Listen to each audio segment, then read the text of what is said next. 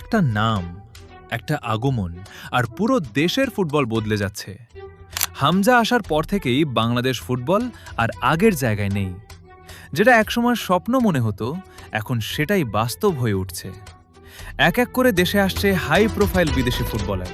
আর coaching সাইডে বিশ্বের নামি দামি কোচরা এখন লাইনে দাঁড়িয়ে শুধু বাংলাদেশের হেড কোচ হওয়ার সুযোগের জন্য।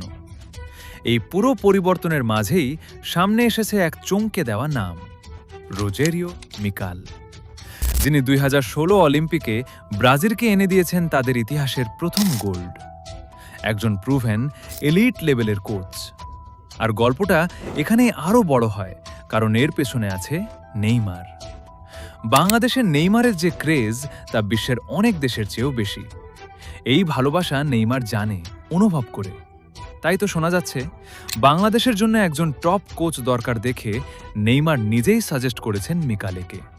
এমনকি নেইমারের প্রতি সম্মান আর তার কথার গুরুত্ব দিয়ে মিকালের নিজের স্যালারি কমাতেও রাজি।